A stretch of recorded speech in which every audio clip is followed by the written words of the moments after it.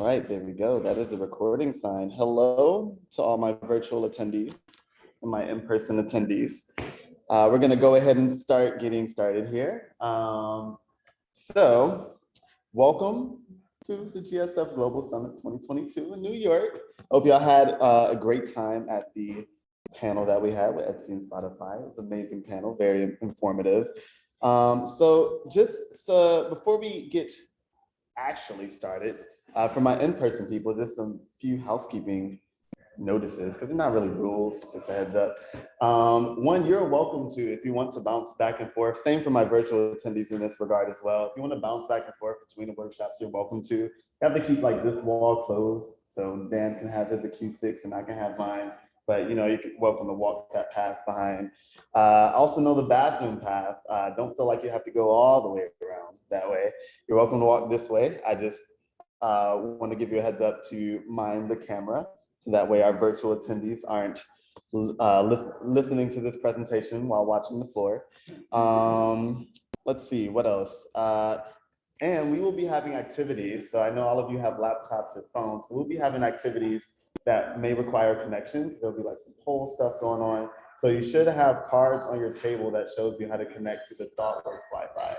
Yeah, so it has our super secret, secure password on there for you to enter and connect to. And then for the virtual attendees, I assume you're already connected to the Wi-Fi or else you wouldn't be here. So let's see if I can think of anything else. I think we're good to go. What I'll do is I'll close this door just to help with the acoustics on that end. But again, if you have to use the bathroom, you're welcome to open it back up. Oh, thanks, Nate. Sweet, all right. Now let's actually get started. Like I said, start getting started. It's a process within itself. But welcome to the Sustainable UX Designing for the Planet workshop. Just to give a background about myself, my name is Eric Smith. So I'm a software developer here at Thoughtworks. I am not a UX designer or a UX or XD. There's so many different terms for it, but not a UX or UI designer by trade. But my background does fall a lot within the front-end developer realm. So I'm just a developer who can and loves to design, most specifically user interfaces for web applications, websites. I've done some mobile application designs as well in my past. But we're here to talk about ways that you can incorporate designs in a way that allows and empowers users to make sustainable choices and engage in sustainable behaviors when using your products or your software. So we have some helpers both in the room and in the Zoom chat that I want to point out.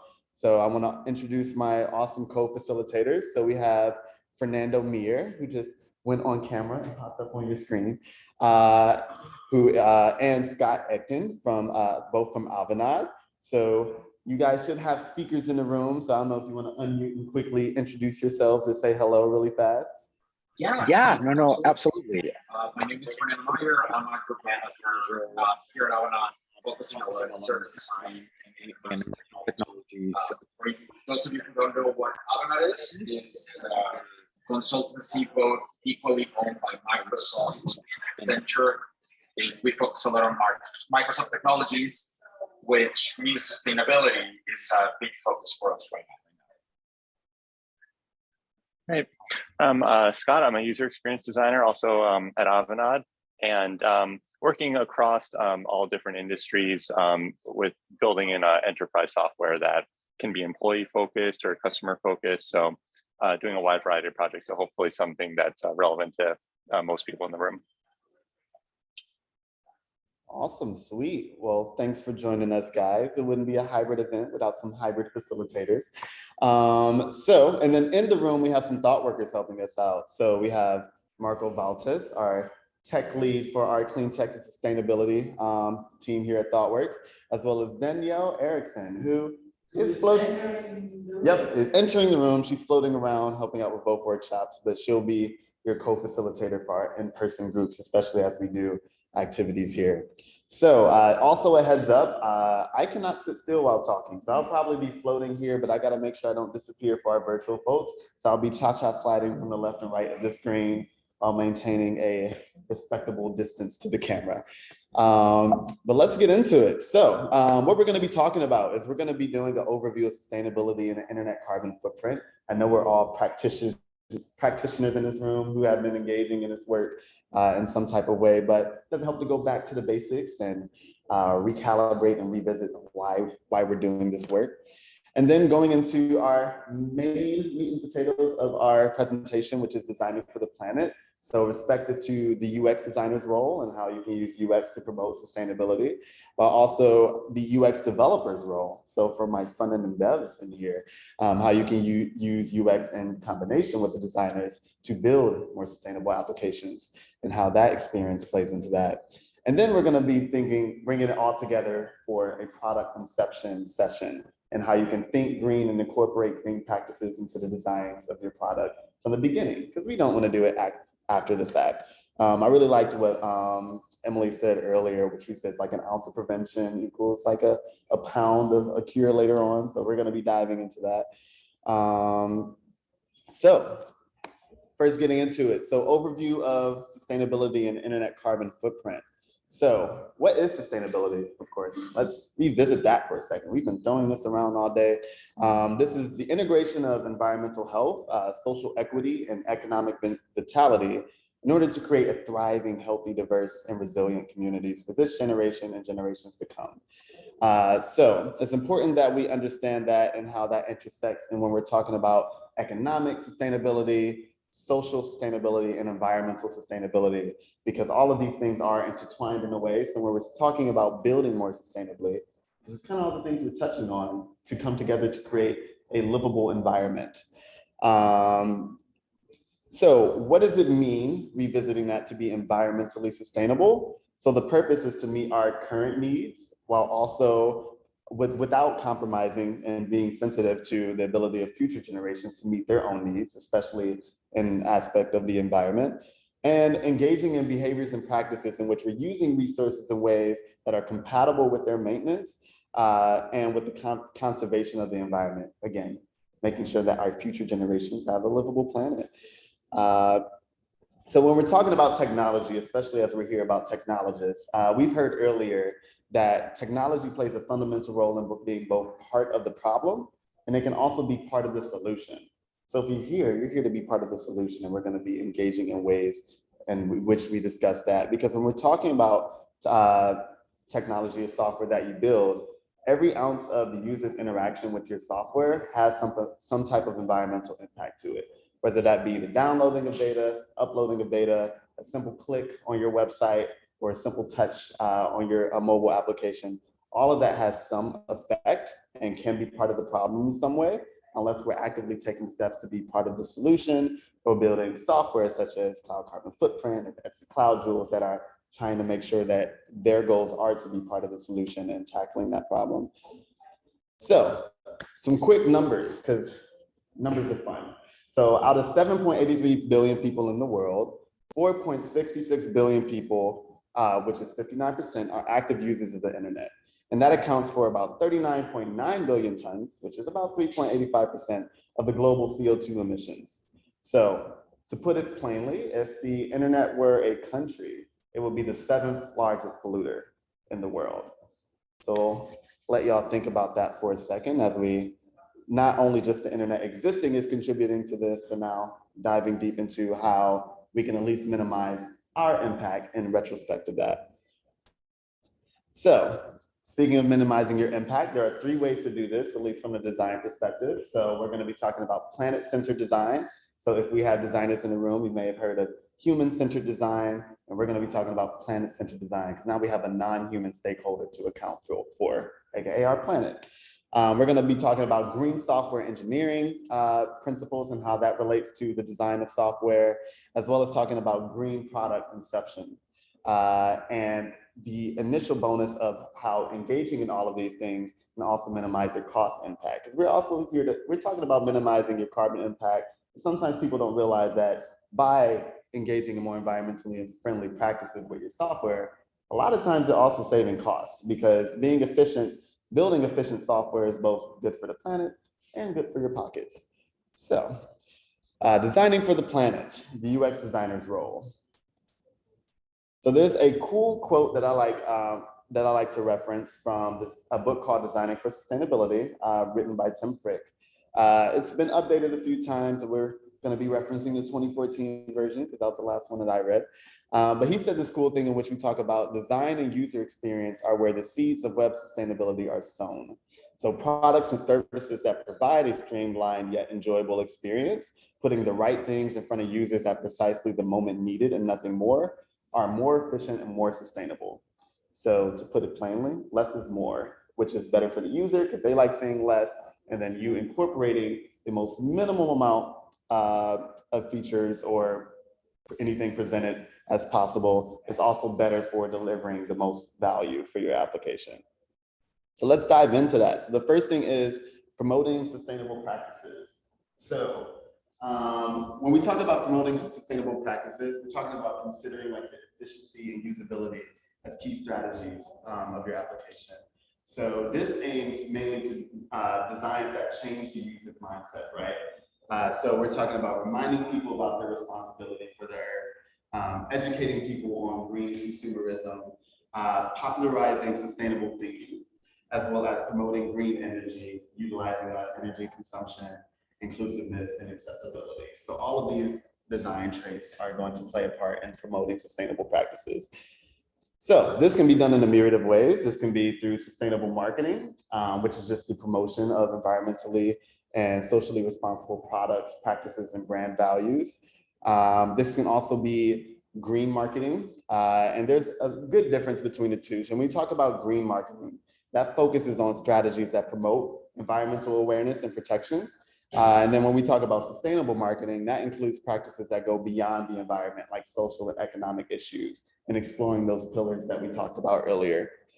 And then we have sustainability awareness principles and strategies. So utilizing both of those marketing practices to engage in strategies that promote a larger purpose, placing value ahead of profit, being more consumer oriented or user oriented, and reflecting sustainability in every aspect of your brand. So this goes to pretty much say that not only just talking the talk, but walking the walk, simply showing that sustainability is at the core of your software or your company's values is automatically communicating to your users and those who value your product to engage in similar behaviors. So we have some nice examples in our bottom right here of just different companies, more so Timberland and a marketing practice that they had, in which they're just showing that they have planted 9.6 million trees around the world, and it's at the front and center of a page on their site, and users who value that brand can now be able to see this and say, okay, they're not only using a product that, again, is walking the walk, but that also empowers them to be more conscious of the decisions that they're making and want to share the same behavior. So more design inspirations as we're talking about inclusivity and accessibility. So we have an illustration with Google promoting accessibility, and we're going to dive deeper into how accessibility can also influence sustainable practices.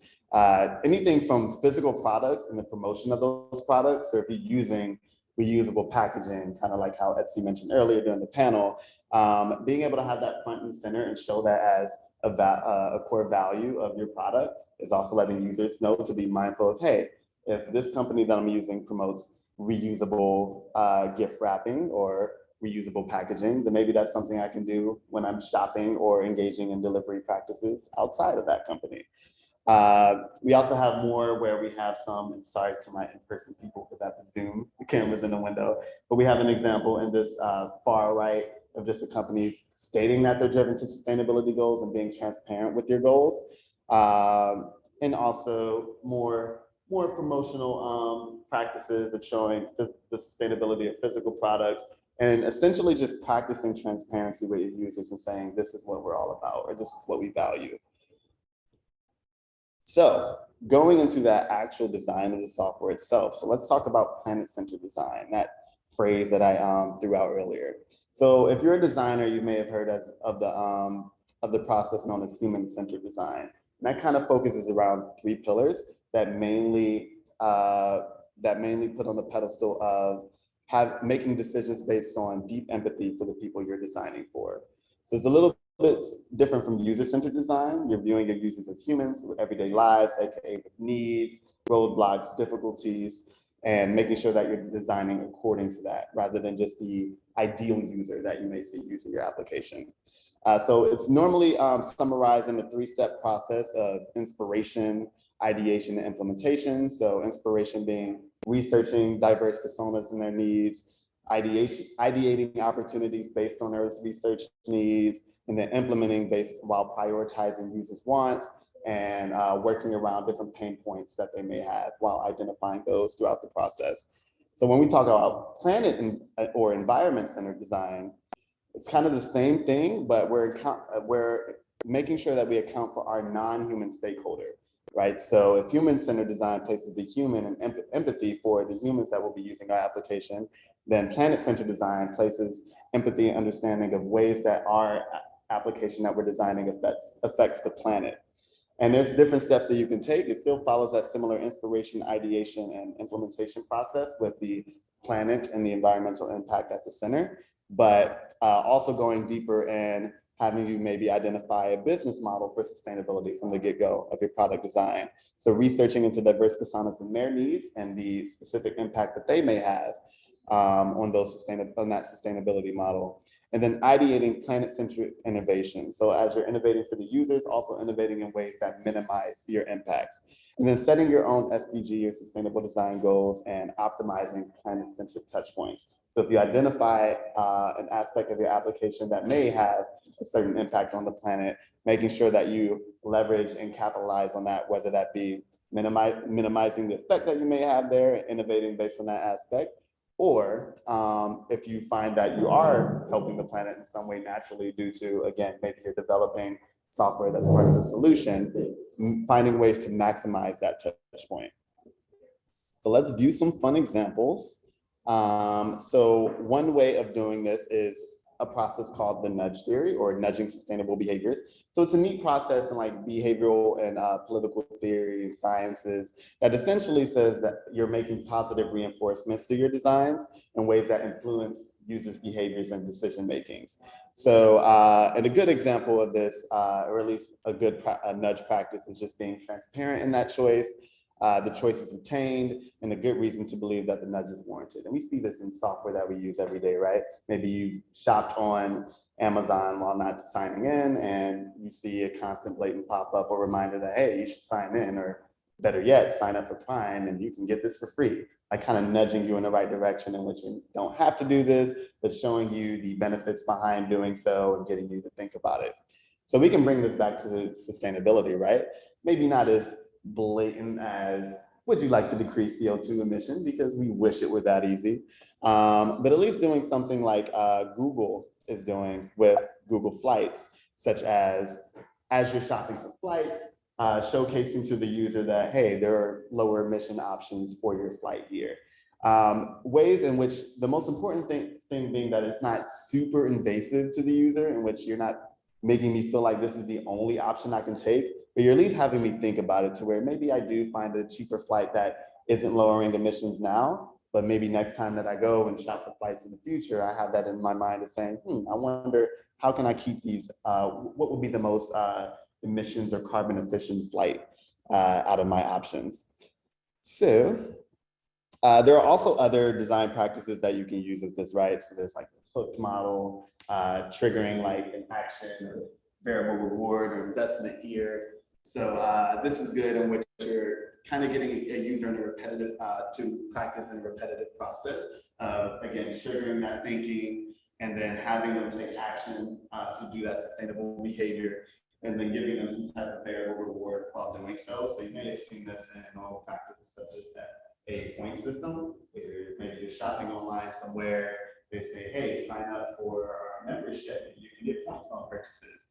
And now you've done that, and now every time you shop, you get a variable reward. And now they don't even have to remind you about those rewards. You're already invested in the process that you'll continue repeating that action anyway, and coming back or prioritizing that shop or store to continue shopping. Same can be done with sustainability, right? And another thing being mindful design. So lots of times the users use our applications. We're mindfully scrolling through stuff. You use social media, probably maybe mindfully scrolling through Twitter to see something good. It's almost like second nature. So as a designer, identifying that lack of user mindfulness, and then identifying mindful solutions that you can take to, again, get them engaging in more sustainable behaviors, and then implementing that mindful solution. And like a fun example we have here is maybe you have a recipe app and a user is known for just going through, grabbing whatever recipe is necessary, but they're not thinking about dietary restrictions or more carbon efficient meals, right, or more sustainable meals. So having just a simple pop-up such as, hey, see you're scrolling, you want to narrow down your options by pescatarian, vegetarian, and vegan comes in handy, because one thing that we'll be talking about the most here is that the less a user uses your app, or the more efficient their journey is throughout their application, the less energy they're using, the more they're already engaging in sustainable practices, right, when engaging with your product. So just by doing something as simple as, hey, I know you're scrolling, you want to narrow down your options to pescatarian, vegetarian, and vegan. So that way, if I'm vegan, I'm not mindlessly scrolling through all of these recipes looking for that one option, ends up optimizing my user journey throughout the use of that application, and thus making the use of it more sustainable. And then we have the most fun one, which is theoretical model of behavior change. So think of all of these, but in a bigger step process, right? So getting a user to pre-contemplate an action, and then engaging in that contemplation, and then having preparation for that action, and then maintaining that action, then eventually terminating. So let's think of this back to the Google Flights example, in which showing or nudging that pop-up has me thinking that, hey, I can now be more sustainable with my flight choices. And then having me even if I don't take that option, I'm already contemplating it. And then again, next time, maybe that's something that I'm prepared for if I don't engage in it this time. So now next time I will be taking that action, and then maybe I'll feel good about it and maintain that action. And hey, every time I go flying now, I'm looking for the cheapest and most carbon efficient flight, so I can brag about it to my friends and make them feel bad about their choices. So, and then at that point, that's when we have the termination step, in which now Google no longer needs to remind me to look for that flight. I'll naturally look for it because I'm already took away the mindlessness of using that application, and while also engaging in the hook model to where as a design process or as a user interface engagement, I can terminate that reminder because the user will continue to do that action. All right, so some fun examples, more real world examples, because we do live in a real world, so it's good to see it. We have Klarna. So Klarna is a great example in which we're paying for the delivery of different products, right? So one thing they have is a very comprehensive dashboard. I'll flip this way because it is a little bit robust, in which they show you the carbon emissions of your packages by weight. And they also have a nice emissions overview dashboard based on your historical purchases of what your carbon emissions have been attributed to the packages that you've been purchasing, as well as a breakdown of ways for you to learn more about it. So it's super in-depth, super transparent with the way that your use of the application directly impacts the planet, and allowing you to view a dashboard and hopefully have you engaging in ways to keep that bar low. And then we have in the middle is Uber Eats. So a very simplistic example in which after you're making a purchase, you are maybe they keep utensils on by default, and then they give you an option to request utensils. Again, this is an example of mindful design, in which as a user, I may have forks and stuff at home, but I never account for that I may not need forks or napkins or all those disposable products that aren't necessary, especially when eating at home and have those and have direct access to those items. So just showing that pop-up and saying, hey, we're not doing this now, but would you like to enable this, is another good nudge in the right direction of getting you thinking about, hey, maybe I don't need that, which that behavior could matriculate into the other apps to where maybe you use Postmates or something that doesn't offer that option. You may leave a comment now saying, hey, I usually don't get utensils, so you can leave them out. And then we have Google Maps. So Google is back again, but this time instead of flights, we have anytime you're navigating to an area. So if you've driven I know that may not be a super popular New York thing, but I'm from Ohio, so we're big heavy on driving everywhere. But if you're navigating somewhere, you may see that they show you the most fuel efficient route and showing you that you can save maybe 10% of fuel by driving 2 more minutes. Which, if you're not in a rush, 2 more minutes, that's nothing. So why not take the route? So again, even if you don't think about that at that time, maybe you're in a rush and you're deciding, oh, I need to get there now. Again, kind of like Google Flights, we're getting you to think about it next time. We're saying, hey, maybe I should think about the most fuel efficient route. Maybe I don't need to go to the highway this time. I can just take the streets for 5 extra minutes. So, and a nice quote from Albert Einstein, and we cannot solve our problems with the same thinking we used when we created them. So again, going back to planet-centered design, finding your environmental impact or any planet-centric touch points, and innovating in those areas and ways you can leverage users to minimize their impact in that regard. All right, y'all, so it is now time for a fun activity. So with these actions, so everyone, especially virtual, but also in person, I would like you to go to menti.com because we have a fun poll. And for my in-person users, I will move these cameras out the way again. Let's see if I can get these in a better, yeah, let's leave them at the bottom. Oh, no, actually that blocks the, okay, I'll move them to the right for now until you're logged in, and then I'll move them out the way. I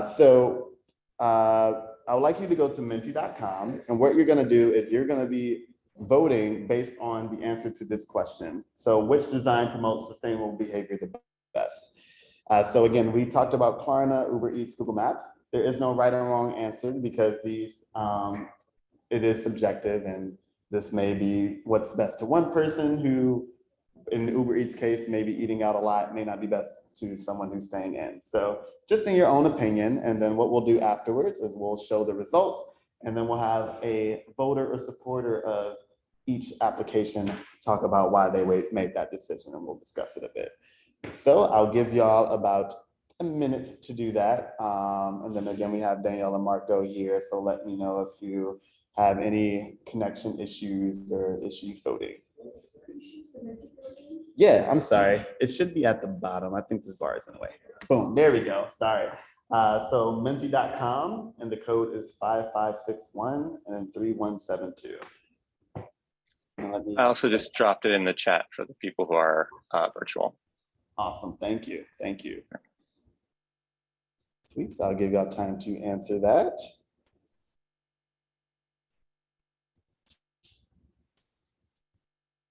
Wish I had some nice like waiting music that I could play. Right, like a do do do do.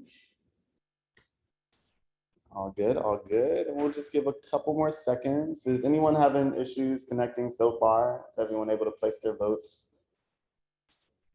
so far? It's okay. And then anyone, if you're virtual, again, we have Scott and Fernando assisting, ready to assist you. So if you have any issues, feel free to leave a message in the chat. All right, but I'm going to assume that by the silence and by the silence and lacks of hands raised that we are good. So let's look at the results. All right, so we have 7 votes for Google Maps, 4 votes for Uber Eats, and 2 for Klarna. So I'm really interested in this. Now, keep in mind, there is no right or wrong answer. The next activity, there will be a right or wrong answer, so you can feel bad doing that. But for this activity, it's all your opinion. So I would love it if someone from Google Maps, maybe let's start with Klarna, since it's the least voted one. So there's someone who voted for Klarna, whether you're virtual or in person. If you're virtual, I believe you can raise your hand, and then Scott or Fernando can call you out or unmute you. Or if you're in person, you can also raise your hand. But does someone from Klarna want to talk as to why you think Klarna is the best? And I'll bring the examples back up for you to view.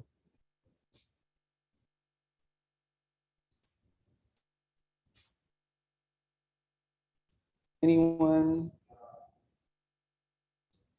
No virtual folks shy? Yeah, go for it. You say what? You say Klarna charts? Easy. I was just afraid there was too much information for a lot of people. Like, you know what I mean? Like, some people. The internet is too much information. Yeah. We can shut down whole sections of the internet that will love us. This is true. This is true. All right. So sorry, what's your name again? Tom. All right. So we have Tom who said that Klarna is the best because it had charts. So we're gonna draw that on and say basically Klarna had more in-depth and transparency of information behind theirs. All right. And then we also have a nice chat from Marissa, in which she said, I like the detailed info on how much CO2 emissions your purchase would create. Awesome, awesome. Okay. So my follow-up question for that, and Tom, since you answered, but Marissa, or if anyone else who is a heavy supporter of Klarna wants to speak to this, what changes would you make to Klarna to have a greater sustainability impact? Like, how would you make this better? I don't know how it would change Klarna, but I would change Google Maps. Okay, yeah, you can speak to Uber Eats then. You have before, or Google Maps. Try and track how much, like, let's say it's like a random number to like requesting tests. Let's say you got 2 hour carbon footprint every time you're requesting tests on there. So for this order this year, this how long you've been for each person, like you contributed or you tracked this much. Nice, awesome. I like that. So Tom says, oh, sorry, go ahead, Fernando. Oh, no, go ahead. Sorry. Yeah, I was just gonna recap what Tom said and what you said. Essentially, bring more bar charts to Google Maps to Uber Eats. But everyone loves a histogram. But I do not like that 101, but I empathize with you. I was just gonna say that for me, like the reason why I did not vote it, even though I agree that the charts are great, is the fact that the carbon emissions portion, it's very small on the page. It's a little bit of greenwashing right there, in my opinion. It's also in the same colors as the rest of their app, and which again, it's not bad. Like blacks are usually very good for the environment, but even look at their website, is mostly white, which again, big no-no on the sustainability standpoint, because colors are important. But then the most important thing, and this depends on if your product is accessible or online or not, and their website is entirely online, is you have to click in order to open the charts themselves, which then means that then you have to ping a server and then you have to load, which again, all of that consumes energy. And while it's a good sustainability execution, and I think is awesome, is like we just need to be able to make sure that companies like that bring this forward a little bit more. Awesome, sweet. Thanks for those insights, Fernando. So yeah, definitely very small on the page, hard for the user to notice or appreciate. And also does take an extra click to view that history and emissions overview. So if I already didn't notice that small CO2 emissions summary at the in the middle of the screen, then I probably wouldn't know to go and view the more detailed display there. But we can at least appreciate that, yeah, we do get that historical data that shows me what my impact has been. Oh, yeah. Oh, we do get that historical data that shows what that impact has been. And to Tom's point, it would be cool to bring that over to Google Maps or Uber Eats. And sorry, Daniel, you had your hand raised? Yeah, sorry, I didn't mean to rush you. No, you're good. I think that another thing that this one doesn't have, the other two, that would really bring this design, because a lot of the elements here, but what brings it to that next level is there's nothing the user can do. This is just information. Yeah. That, sure, I know how many pieces that is, but I can't take any action. And Right. the other two, I have a feeling of control, and I think that's when it's going to keep someone coming back and using your site, using the sustainable features. Awesome, absolutely. Yeah, so the other one prioritizes transparency. So Klarna prioritizes transparency, but Uber Eats and Google Maps does prioritize you taking action or your involvement. So cool, yeah, definitely very good insights. So yeah, so for Uber Eats, Google Maps, does anyone from Uber Eats or Google Maps want to kind of quickly speak to the inverse and add any insights? Caroline. I chose Google Maps because it offers you a prompt and it tells you what will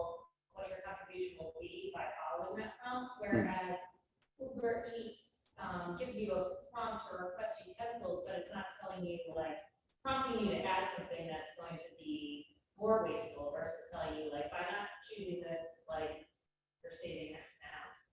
So it's kind of less information. It's just like, oh yeah, I got utensils versus like, oh, I'm saving emissions. Exactly. That's a very good point. Yes. So Uber Eats, yeah, exactly what Carolyn said, in which it gives you this option, but it doesn't even show you that you're taking any type of sustainable behavior or practices in this. So even though you are making an impact by doing so, yeah, you definitely aren't, or it definitely doesn't at least inform the user of the impact of their choices. So I think I heard Scott or Fernando wanting to jump in. Oh, So I was just gonna say something with Uber Eats that is also very interesting because I really appreciated when they added that for their UI, but they also, if you've interacted with the app like recently, they either didn't taught all of the retailers or all of their vendors on how to do, or like how this action is here. Like for example, McDonald's lists every single one of their utensils now under a category called utensils, and all of them have pictures. So, and you add them into your shopping cart, and even though they are free, again, it's one of those things that in sustainable design thinking, you want to have pages that are very quick to move. So yes, big kudos is on having that there, right? And but it still needs a little bit more, but it also shows you that it's kind of something that they added without a lot of rollout or thought, which I mean, it's great though, right? Like we all went through this pandemic world where takeout took a center stage, but again, it's important to always think about what else is that we can be doing. Scott and Fernando, I think we lost y'all for a second. I think our call dropped.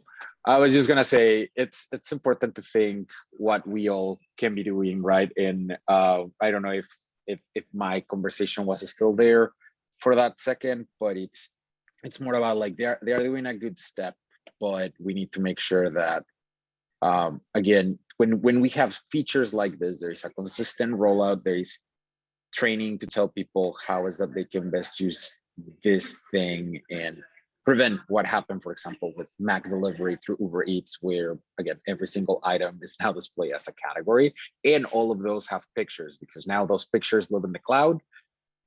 Those items that you can select get set, like are processes that you have to process. So again, it's more about those that sometimes we react just because we want to be very sustainable, and that actually can have detrimental impacts. So it's like, and I'm not saying like carbon bad or data and AI and database bad, because absolutely not. But it's as designers, as people who work with designers, we need to think about what are some of the carbon that we're going to generate in order to generate a bigger impact by offsetting it. So that is just the comment for Uber Eats. Awesome, sweet, thanks Fernando. And Liz, I saw your hand up. I don't know if you wanted to speak to Uber Eats or Google Maps, but. Yeah, I mean, it's more important to my I chose Google Maps. I think on the point with Uber Eats specifically, I think although it's good that you're giving the user the choice, I think it's still kind of a not very mindful interaction where you have to choose to do the less environmentally friendly things. So if you miss it, it's not really kind of put into your head to like choose a more sustainable option. Whereas with Google Maps, you have to actively, again, I have not used this feature, so maybe I'm wrong. Yeah. It seems like you have to very actively choose the more sustainable option, which kind of plants a seed in your head. I use Uber Eats all the time. Honestly, I very often miss this little Yeah. It's not really something that even goes through my head. So if I could very easily see someone like not really notice it and like seed is planted and they don't kind of continue to do more I guess sustainable choices in like their everyday life. Whereas with Google Maps, I can see someone seeing this and kind of being more mindful outside of the experience. Awesome. Nice. Yeah, well said. Basically, we get like a perfect placement in the middle where we have the action front and center. We know why, like what impact it has with the leaf and save 10% fuel by driving 2 more minutes. So we know the impact that our action has, and then we have the option to learn more. So we still have that information there in front of us to have the option to learn more and engage and be more mindful going forward. So cool. And Scott or Fernando, do you want to add to that? Oh, I was just going to call out, we have one more comment in the chat from Cindy, if you can see that, or I can read it. Awesome. Yeah, you can go ahead and read it.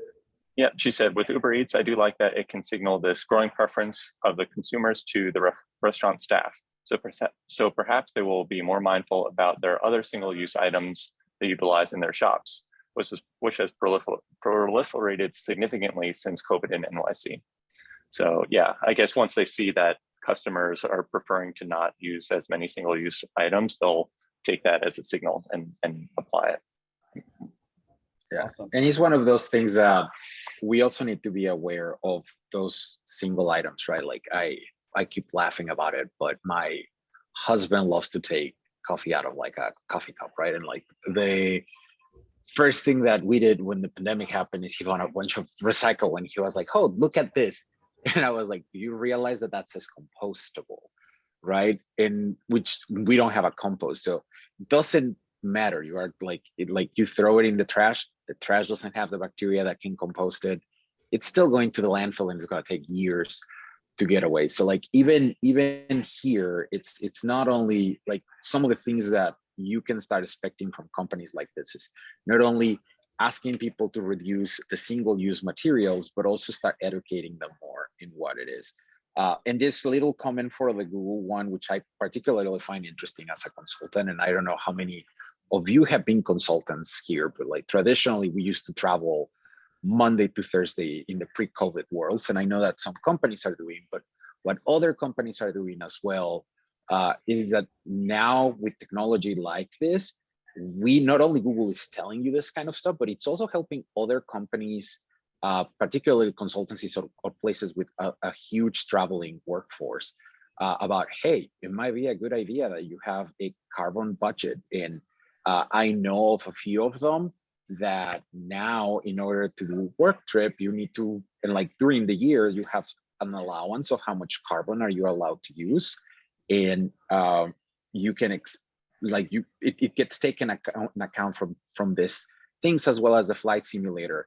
And it's kind of one of those things where you can not only see what is the best route or what is the more efficient route, but it's also like, do you really need that first class seat or that upgrade? Because if you do that, like this is the carbon that you produce versus going into a cheaper cabin option that might not be as comfortable, but keeps more people in there and makes it better. Again, just little considerations and tidbits here and there that are good to know because they all have a great impact. Yeah, absolutely. Yeah, and I really like the carbon allowances thing to where, again, it's a place where the user experience of the software can also tag team or collaborate with the business's practices and goals to hopefully influence more sustainable practices. So again, which we're going to touch on a similar example later, but if you have like a flight application that tracks your carbon emissions of your company's travel, then there are some applications that allow for your company to invoke a carbon allowance in which they say this is the maximum cap of your emissions you can have for this year. So that way, again, you're being mindful of buying the most efficient flights while also being more mindful of the travel that you do end up doing, and then ensuring that you keep those numbers low by not going over that allowance. Because once you hit the number, you can't go over it per company policy. So very nice example, Fernando. Sweet. Well, yeah, let's move to our next section, which is developing green software, the UX engineer's role. So this is for my developers and how you can support your designers and minimizing the carbon impact of your software. So recognizing factors of digital footprint. So a thing we have here, which is nicely blocked by the Zoom window. I don't know about y'all, but I never know what to do with this little window, so I keep moving it around. But we have like a nice 4-step process, which we heard about earlier as well. which is the importance of measuring, finding out where you are, especially as a developer, optimizing, so following and taking action upon those measurements, and after you find out where you are, to optimize and minimize that impact, and then preventing. So after learning about where you are, taking the steps to take action based on that, finding ways or things that you've learned from that process so far, and ways you can prevent and minimize the impact going forward, or other areas you can improve that may not be a problem yet, but you can still take action and making sure it doesn't become one. And then communicating. So whether that be through what we talked about to your users and showing them ways that your application is minimizing its digital footprint, or to your company and constituents and saying, hey, this is how our team made sure that the project that we're working on is minimizing its digital footprint. And this is what you can do too if you encounter this in the future, or kind of making sure you're communicating those learnings so everyone's on the same page. Putting that into examples and ways you can do each of those steps. So when we talk about measurement, finding out where you are. So if you're a web developer and you have a website, there's a handy tool called websitecarbon.com, in which you can put in the URL of your website, and it will directly calculate how you compare against the rest of the web in terms of cleanliness, as well as the emissions that is given or produced or given off every time a user visits your site.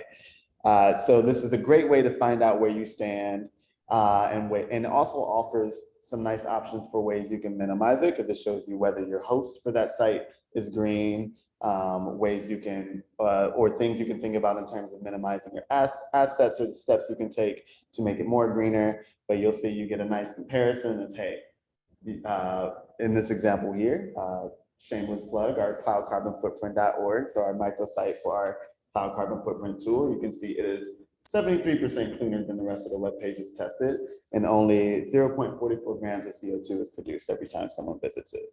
So very nice insights there. And I don't know about y'all, but when I see numbers like that, I get competitive. Like I want to get like the best result. So it's also good if you're like competitive like me, want to add a metric to kind of help you reach whatever goal you have set. So especially as the front end dev on our team, I'm trying to get us to that 90%. Then we have the next step, which is optimize. So after knowing where you stand, optimizing performance for your application through the data and speed of your website or software. We'll be going over some more in-depth steps on how you can optimize performance, but just so you know, again, data uses energy, which gives off carbon emissions, whether you're uploading or downloading data and making requests to and from your site, as well as speed directly correlates with, again, if the faster your site is, it's basically because it's more efficient, which means it's also giving off less carbon emissions. So recognizing ways you can kind of create cross-functional opportunities there. And then preventing, so creating a clean and accessible web experience, and we'll dive into that deeper, but ways you can create a clean and accessible web experience, more so to reduce e-waste and user energy consumption. So again, the more accessible your site is for everyone in general, and also more usable it is, the less people have, the less time people will be spending on that site or on that page, which again, they're giving off less energy. And also, the more accessible your site or software is to all devices, the less you have a hand in terms of producing less e-waste as well. Because if you have this breaking, amazing application that just came out, and I can only use it with an iPhone 13, my iPhone 11 will be sad when I decide to throw it away to use your application. So keeping mindful of that as well.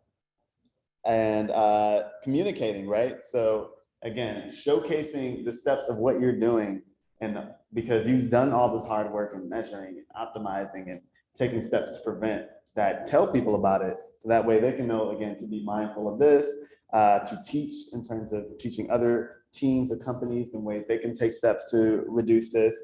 And that'll have them going hand in hand and doing this process and getting more people involved. So a good example is the Whole Grain Digital, which, funny enough, they are actually the developers of the website Carbon Calculator that we just talked about. So they have a pretty comprehensive documentation front and center on their site that shows how they're delivering excellence in web design and how that has an impact in terms of sustainability of their products. All right, so let me move the window again. Choosing greener infrastructure. So behind the scenes, there are also ways that you can make infrastructure or backend changes that directly impacts the user experience of your software. So one thing is utilizing green hosting and deployment and leveraging site hosts that use renewable energy. Prioritizing cloud hosting over traditional data centers while still remaining aware of cloud provider energy usage.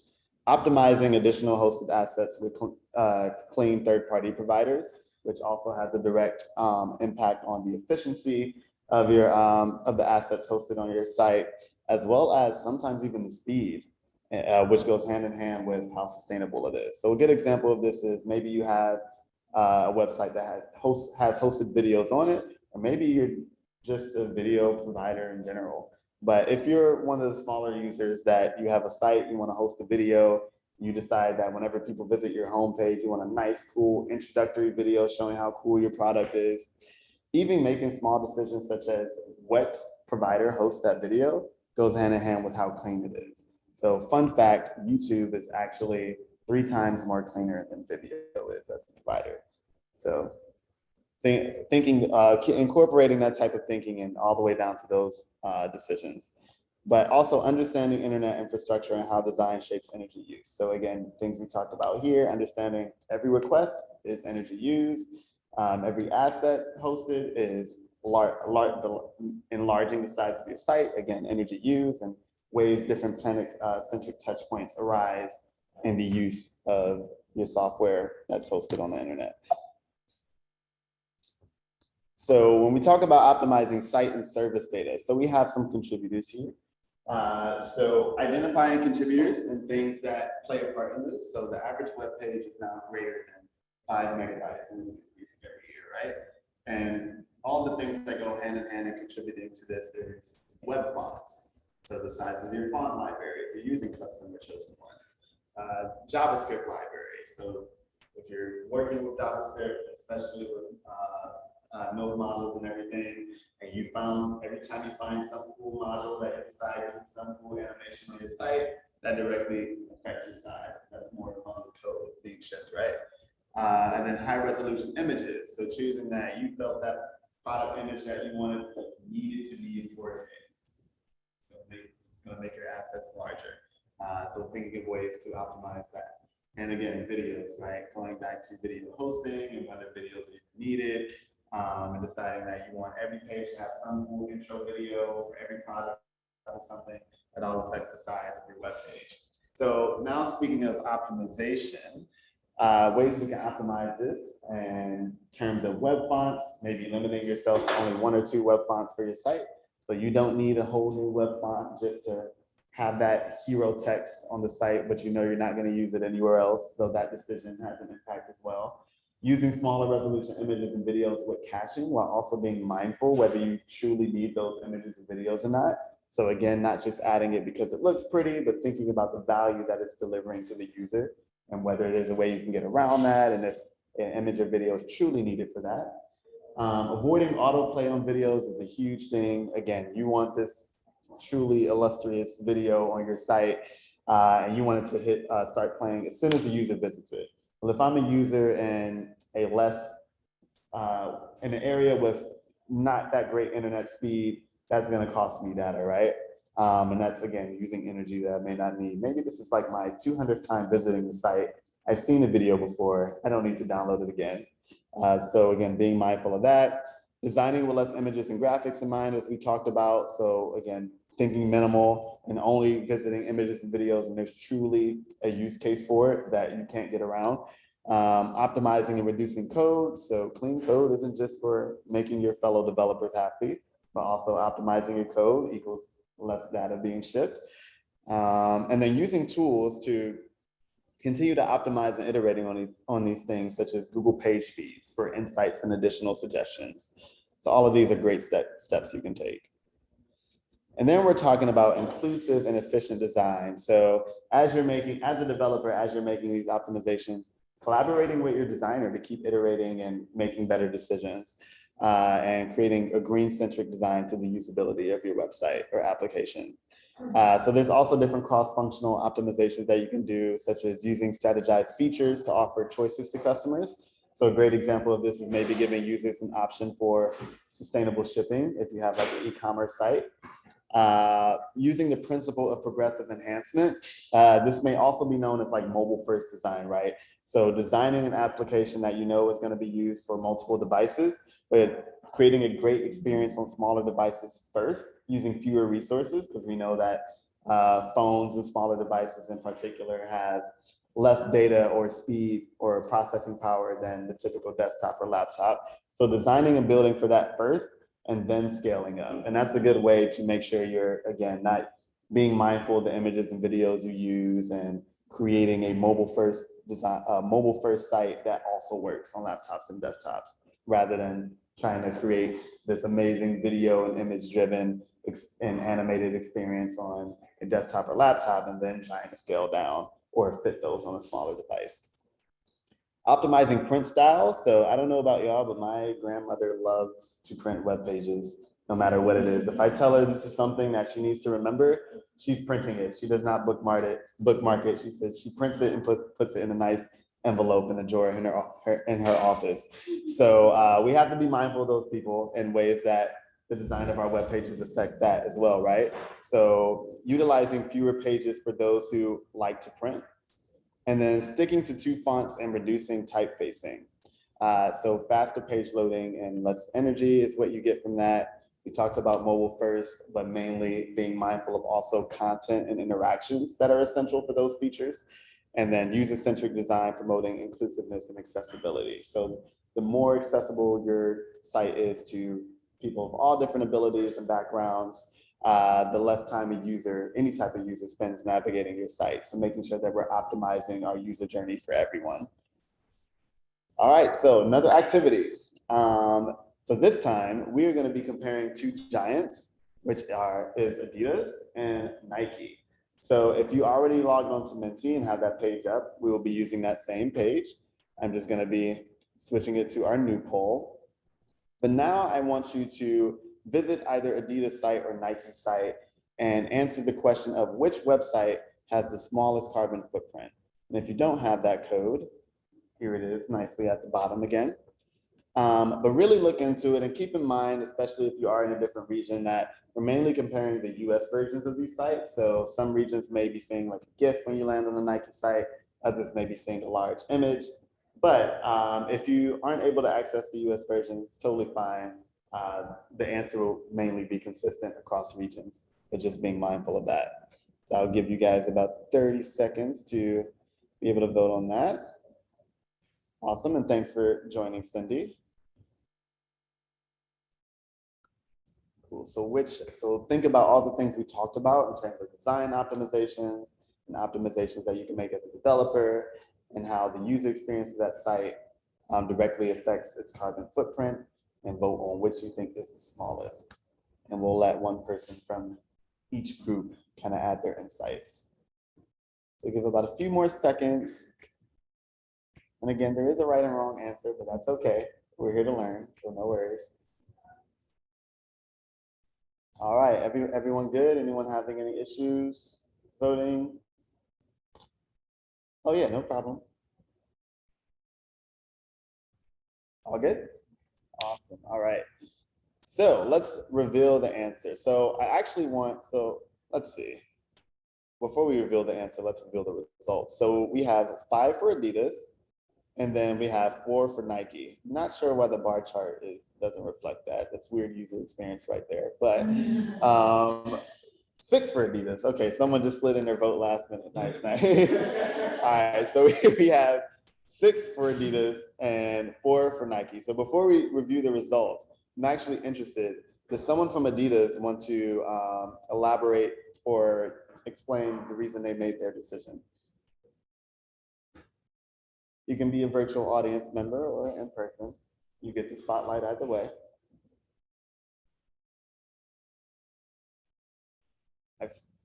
Oh, go for it. I chose these over Nike because larger images, the higher resolution, more lines on the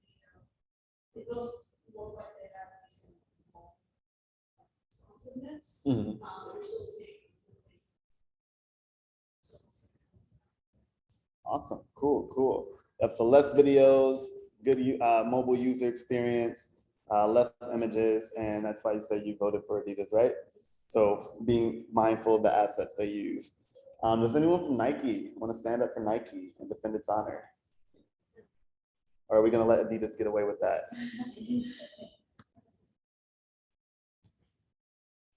Any virtual attendees want to stand up for it?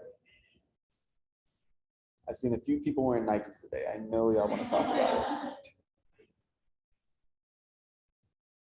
Okay, no one wants to stand up for Nike. I wonder if I'm pretty sure somebody's probably changing their vote right now, but no worries. So I'll toss it to Scott or Fernando. Do either of you vote for Nike if maybe want to defend it?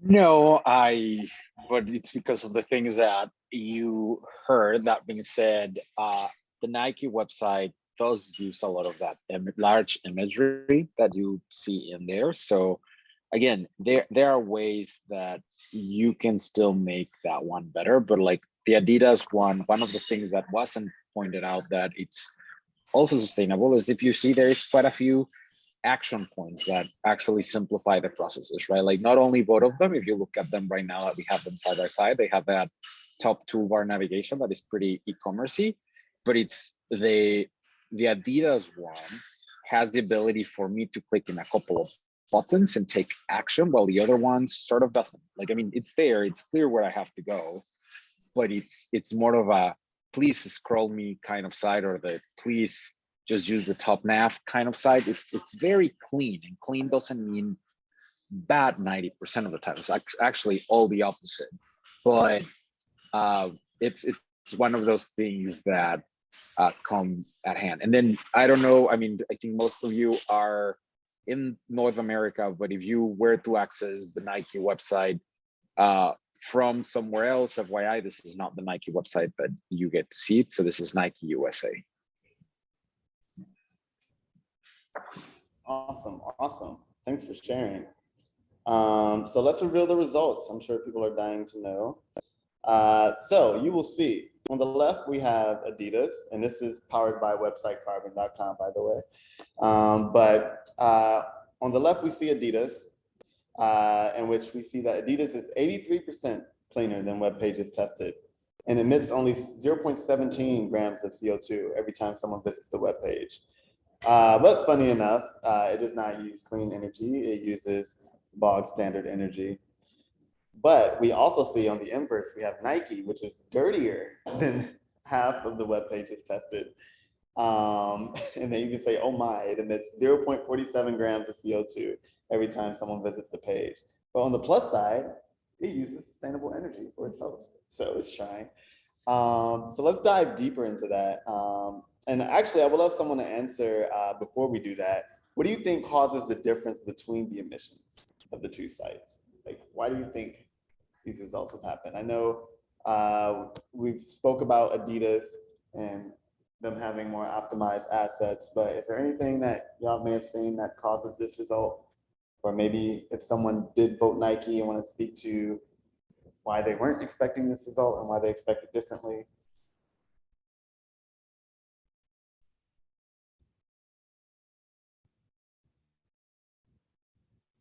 No? All right, no worries.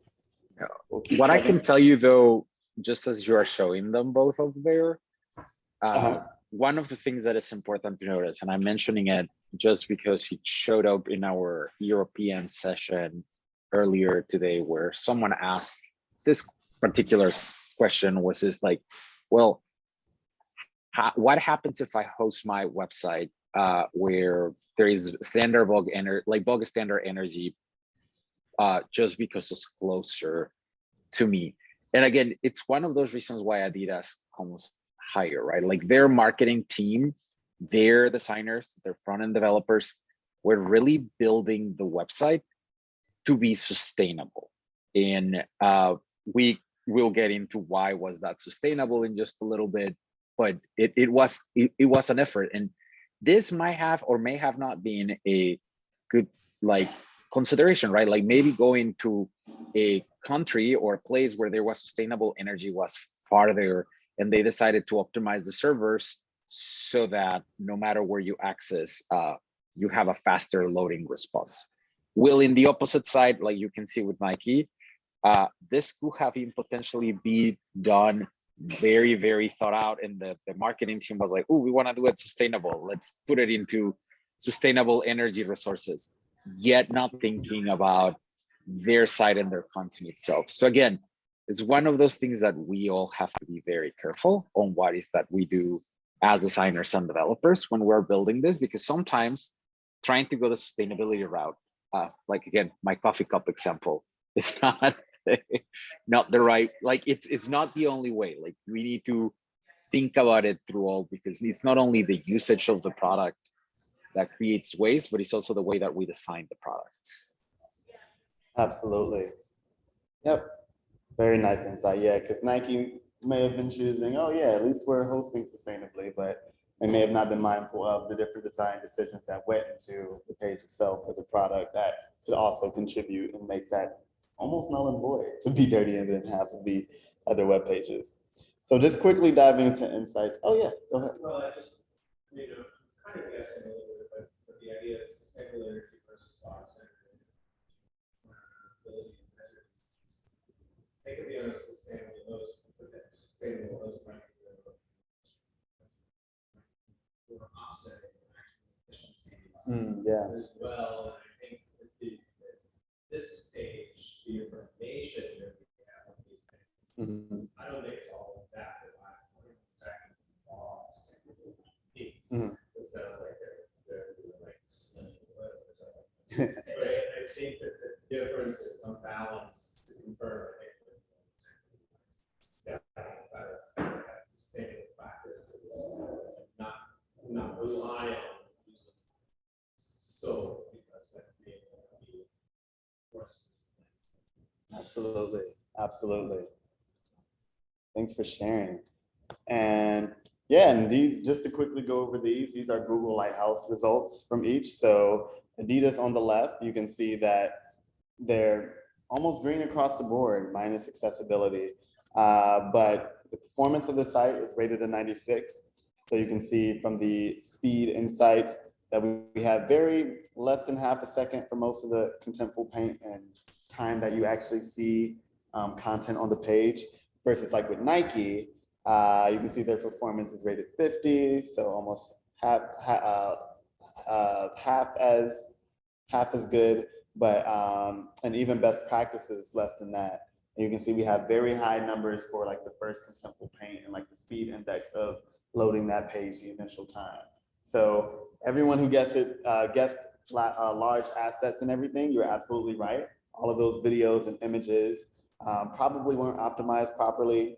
Another insight on there that I wasn't able to fit into the image, but there's also more API requests that are being made than necessary, which is also a thing that affects, again, more data and requests being made, which slows down the page.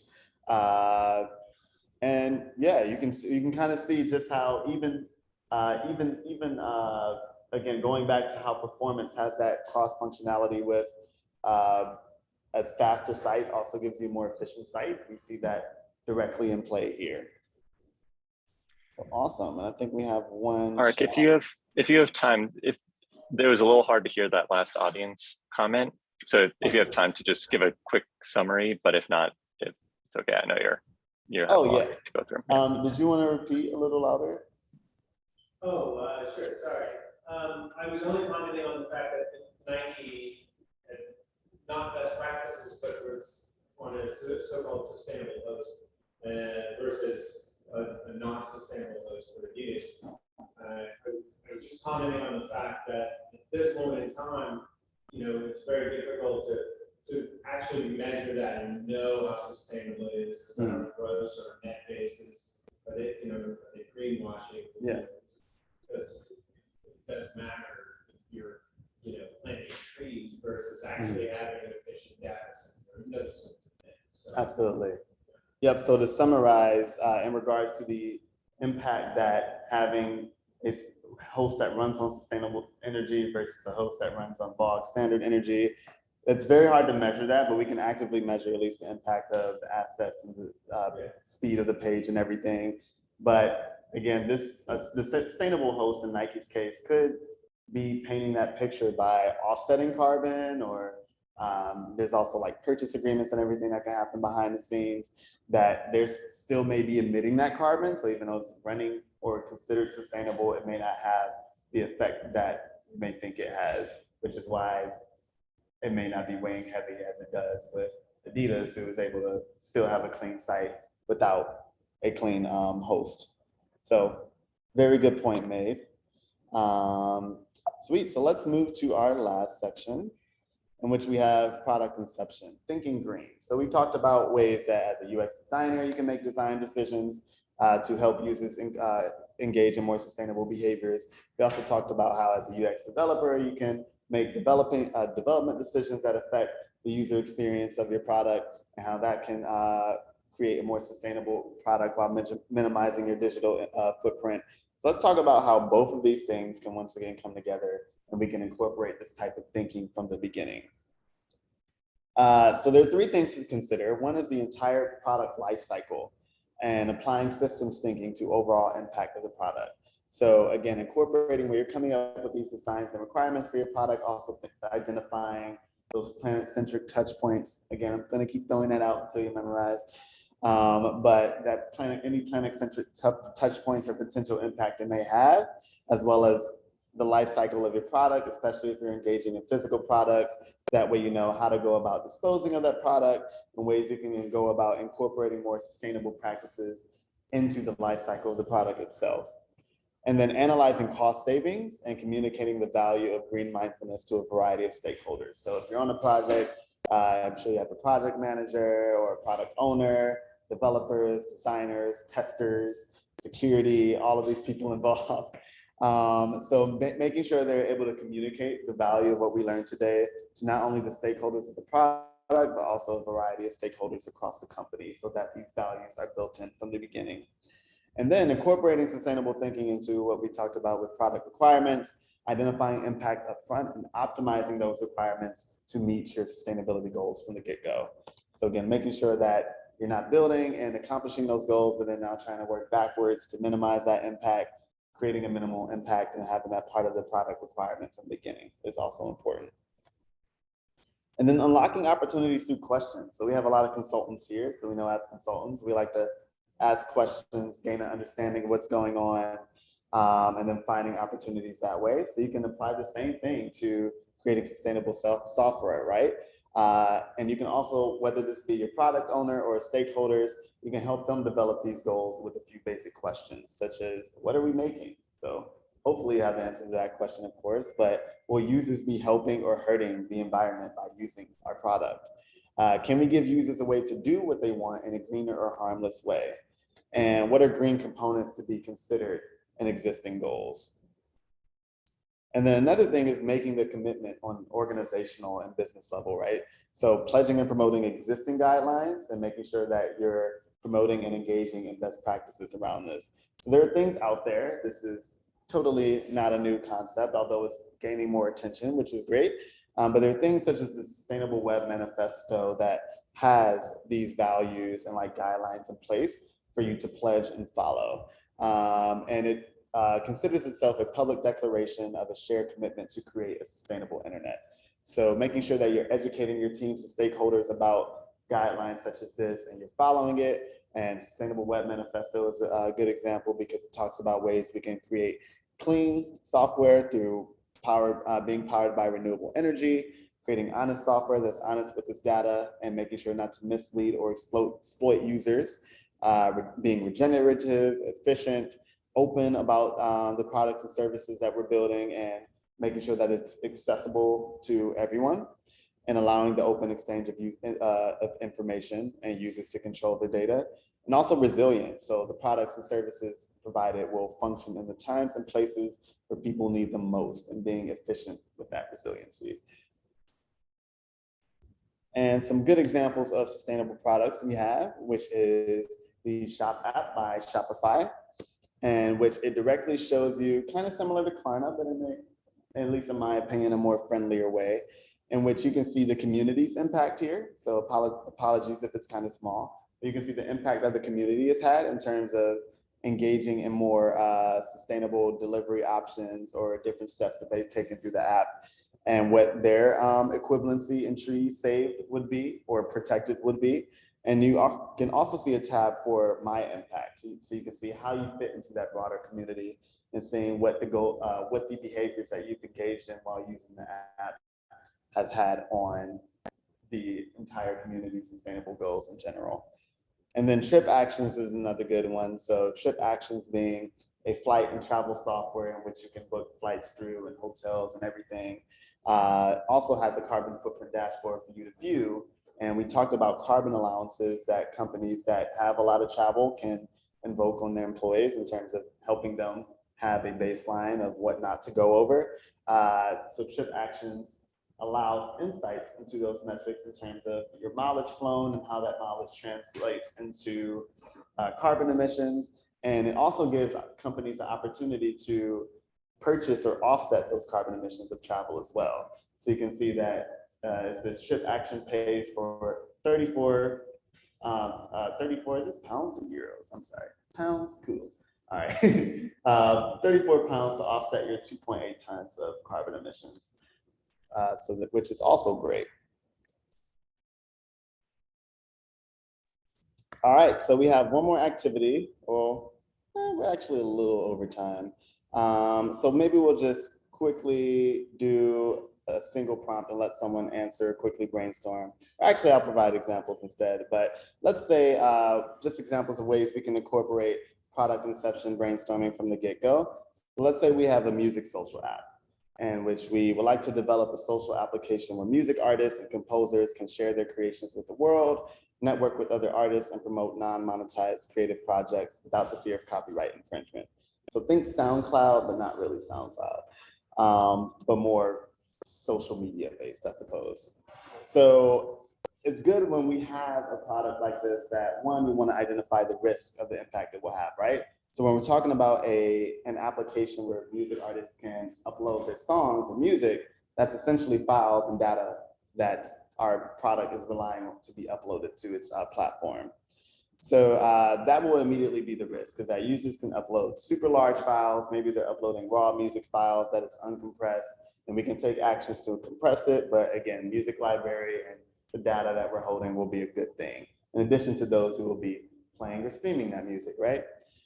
So a good thing of, after you identifying those risks and maybe saying, hey, a feature that we could develop for this application could be for artists on our platform, assigning to green badge for those that stay underneath a certain data cap, right? So that way those artists are being mindful of the files that they're uploading, while also we're practicing transparency and communication, allowing that artist to be proud of that by saying this user is a green artist or has this badge and is practicing sustainable behaviors, which promotes other users in which we're rewarding or incentivizing engaging in that mindfulness, right?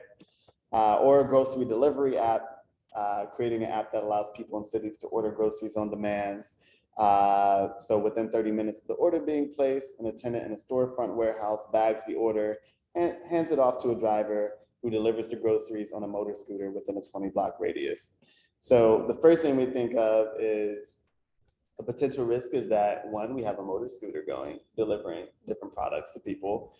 And two, when we're talking about warehouse bags and groceries, those come with disposable products that will be used. So one feature could be that maybe we incentivize or reward users or provide them with savings if they choose to provide their own bags for those products. So that way you can reuse bags for groceries. Or another thing is that maybe we develop some type of optimization in the app to make sure that each delivery that we have our delivery people do is within a certain route, to make sure that we're minimizing at least the footprint or travel needed to deliver those groceries. Or maybe even getting rid of the motor scooter and using a bike for shorter things. So those are ways that we can kind of brainstorm and say, hey, this is the impact our product will have. And these are ways that we can build solutions into the user experience of it. All right. And that is it. I'm so sorry we're out of time because I really did want y'all to participate in that product inception exercise because it would have actually been you all coming up with those solutions and identifying those risks. But hopefully you still enjoyed the presentation. That is all I have for you. And I will be around for a little bit if you want to chat or have questions. And I want to thank you all for coming. And thanks for the follow me on LinkedIn too. All right. And Scott, and to my co-facilitators, especially Scott and Fernando virtual, thank you again as well. Make sure to follow me on LinkedIn. Let's connect, stay in contact. And yeah, thanks again, y'all. Thank you. Oh, thank you, everyone. Awesome. Take care.